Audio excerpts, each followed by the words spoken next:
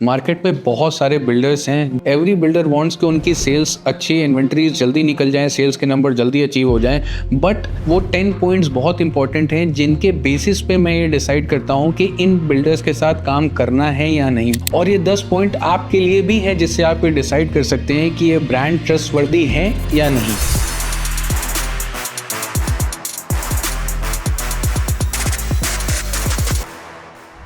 First and foremost is promoter himself और herself, क्योंकि मेरे लिए ये जानना बहुत ज़रूरी है कि कौन है जो अपनी कंपनी को ड्राइव कर रहा है, उसकी फाइनेंशियल कैपेबिलिटीज़ कैसी हैं, उसकी लाइजनिंग नेटवर्क उस लोकल स्टेट में, उस लोकल सिटी में कैसा है, वो एज अ पर्सनैलिटी खुद कैसा है।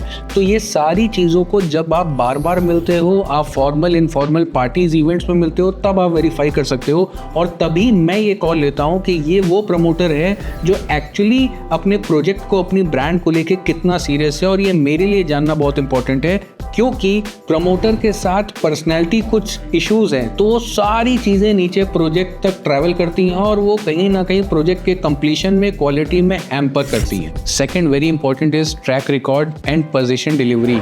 इस ब्रांड ने पहले कितना पोजीशन हैंडओवर कर दिया है और टाइमली हैंडओवर किया, ट्रैक रिकॉर्ड क्या है। और अगर ये पहली बार ये बिल्डर या ये ब्रांड पहला प्रोजेक्ट लॉन्च कर रहा है तो उसके प्रमोटर को उस रियल एस्टेट ब्रांड में या उससे पहले वाले ब्रांड्स में कितना एक्सपीरियंस है एग्जीक्यूशन करने का, प्लानिंग का, ये बहुत इंपॉर्टेंट है। तो वो सारा रिकॉर्ड को ट्रैक करना इज़ वेरी इंपॉर्टेंट, जिससे कि ये क्लैरिटी मिल जाए कि पोजीशन टाइमली मिलेगा या नहीं, और अगर डिले हुआ है तो क्यों डिले हुआ है। Third is the construction quality.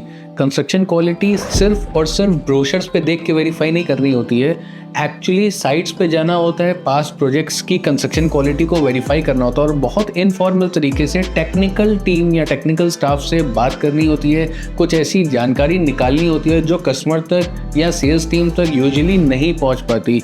क्या बिल्डिंग में कोई पैचेस या सीपेज का प्रॉब्लम तो नहीं है, बेसमेंट में कोई लीकेज तो नहीं हो रहे हैं, वाटर लॉगिंग तो नहीं हो रही है।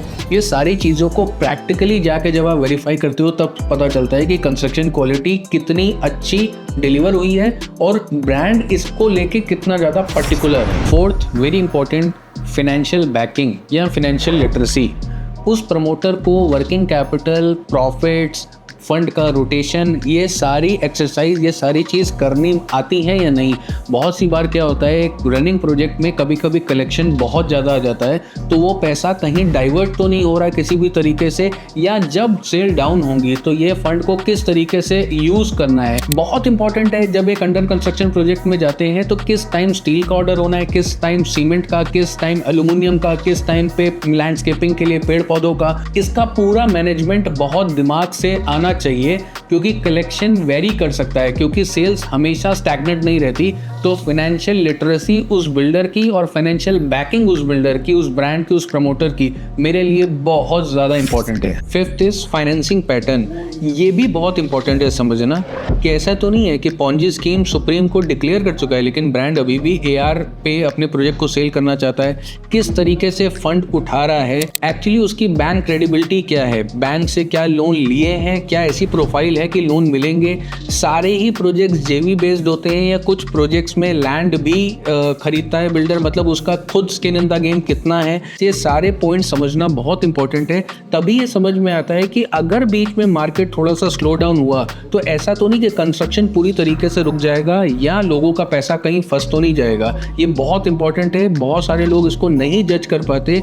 फाइनेंशियल पैटर्न ब्रांड का क्या है ये समझना आपके लिए, हमारे लिए बहुत इंपॉर्टेंट है, क्योंकि पैसे से ही प्रोजेक्ट कंप्लीट होगा। Sixth is transparency and business practices. ये बहुत इंपॉर्टेंट है कि बिल्डर अपनी प्राइसिंग को लेके, ट्रांसफर चार्जेस को लेके, अपनी पॉलिसीज को लेके, अपने बिल्डर बायर एग्रीमेंट्स को लेके, रेरा के हिसाब से वो एग्रीमेंट होना है या नहीं होना है, उसकी लैंग्वेज को लेके कितना ट्रांसपेरेंट है एट फर्स्ट प्लेस। सेकेंडली, वो बिजनेस प्रैक्टिसेस कुछ अनएथिकल तो नहीं कर रहा है, कोई ऐसे पेमेंट्स एक्सेप्ट तो नहीं कर रहा है जो अनएथिकल हैं या ऐसे सोर्स से आ रहे हैं जो नहीं लेने चाहिए, या किसी तरीके के टैक्स बचाने के लिए कुछ ऐसे पेमेंट प्लान्स को मोटिवेट तो नहीं कर रहा है जिसकी वजह से आगे चल के कस्टमर्स को चैलेंज फेस करना पड़े। ये सारी छोटी छोटी पॉइंट्स इंपॉर्टेंट हैं। इससे प्रमोटर का, ब्रांड का इंटेंशन क्लियर होता है, जिससे पता चलता है अगर कभी प्रॉब्लम्स क्रिएट हुए तो आप कहीं ऐसे प्रॉब्लम में ना फंस जाओ जहां पैसे की रिकवरी ही ना हो सके। सेवेंथ पॉइंट बहुत इंपॉर्टेंट है, ये सेल्स सेल्स के लिए या मार्केटिंग के लिए, ब्रांडिंग के लिए ये चीज़ कहीं काम नहीं आती।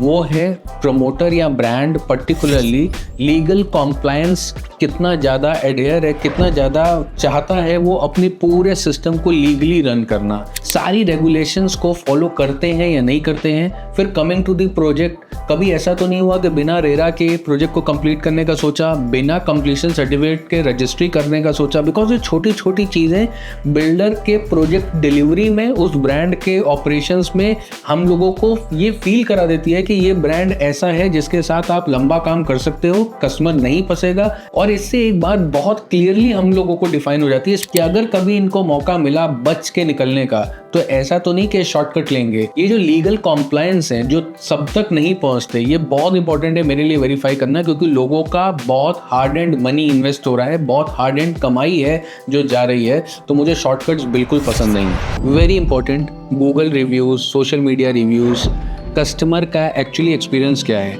ये मैं बार बार बोलता हूँ। सेल्स होने से पहले एवरीबडी वांट कि मैं अच्छे से अच्छा दिखाऊं, अच्छे से अच्छा प्रेजेंट करूं, ताकि मेरा माल बिक जाए, मेरा यूनिट, मेरी इन्वेंट्री सेल हो जाए। लेकिन एक्चुअली उस ब्रांड के रिव्यूज़ क्या है जब प्रोजेक्ट कंप्लीट हो रहा है? रेरा में कोई कंप्लेन तो नहीं हो रही है, गूगल रिव्यूज़ कुछ ख़राब तो नहीं है, सोशल मीडिया पर रिव्यूज़ कुछ ख़राब तो नहीं है, और कभी कभी अगर कुछ ख़राब है भी तो उनका रूट कॉज क्या है उसको जानना बहुत ज़रूरी है। वो परसेंटेज कितना है, वो पर्टिकुलर एक प्रोजेक्ट पे है कि हर प्रोजेक्ट के कंप्लीशन पे बिल्डर के साथ में कस्टमर्स को बहुत चैलेंज फेस करना पड़ रहा है। तो जो भी बिल्डर्स के कस्टमर रिव्यूज अच्छे हैं, कस्टमर के साथ रिलेशनशिप बहुत स्ट्रांग है, इन्वेस्टर्स ने अच्छा पैसा बनाया है, एंड यूजर्स को अच्छी क्वालिटी डिलीवर हुई है और वो रिव्यूज में भी आ रही है, तो ऐसे प्लेयर्स के साथ काम करने में मज़ा बहुत आता है। 9th is market reputation. उस प्रमोटर का या उस ब्रांड का मार्केट रेपुटेशन क्या है? एक वर्ड ऑफ माउथ, हर किसी का एक वर्ड ऑफ माउथ है। वो वर्ड ऑफ माउथ क्या है? वो पॉजिटिव है या नेगेटिव है? वो ब्रांड अपने जो भी चैनल पार्टनर्स हैं, वेंडर्स हैं, एसोसिएट्स हैं, उनके पे आउट को लेके, उनके कमीशन को लेके कितना स्मूथली ऑपरेशन हैंडल करता है। कस्टमर्स के लिए कोई भी प्रॉब्लम, ग्रीवियंसेस हैं, उनके प्रॉब्लम्स हैं, उनके रिड्रेसल, उनके सोल्यूशन कितने प्रॉम्प्टली, कितने जल्दी आंसर हो रहे हैं। ये सारी इंपॉर्टेंट चीज़ें हैं जिससे पता चलता है कि उस बिल्डर की या उस प्रमोटर की क्या मार्केट रेपुटेशन है, जिसके बेसिस पे हमारे लिए बहुत आसान हो जाता है कॉल लेना। हमारा कॉन्फिडेंस मीटर मार्केट रेपुटेशन के साथ पूरी तरीके से सिंक या लिंक्ड रहता है। जितना ज़्यादा मार्केट रेपुटेशन हाई होगा उतना ज़्यादा हम उस ब्रांड या उस प्रमोटर के साथ कॉन्फिडेंट होंगे। 10th point is very important. मैंने 99.9% लोगों को इस पॉइंट को इग्नोर करते हुए देखा है। पिछले 12 सालों में इन 10 पॉइंट्स पे मेरा कॉन्फिडेंस सिर्फ बढ़ता ही गया है, क्योंकि आज तक पिछले 12 सालों में एक भी कस्टमर ऐसा नहीं है जिसका पैसा हमारी वजह से कहीं फंसा हो, बल्कि ऐसे बहुत सारे इन्वेस्टर्स हैं, एंड यूजर्स हैं जो हमारे साथ जुड़ के बहुत ज़्यादा अपने पैसे को बना पाए हैं, मल्टीप्लाई कर पाए हैं। तो अगर आप ये एक्सरसाइज खुद कर सकते हैं तो सो फार सो गुड, और अगर नहीं तो नीचे दिए गए नंबर पर टीम के साथ कनेक्ट करें। अभी चलते हैं 10th पॉइंट पे, which is long term vision, which is very important for me to understand कि ये ब्रांड 1-2 प्रोजेक्ट के लिए मार्केट में है, मतलब कुछ 50-100 करोड़ का ही विजन लेकर आया है इस मार्केट में।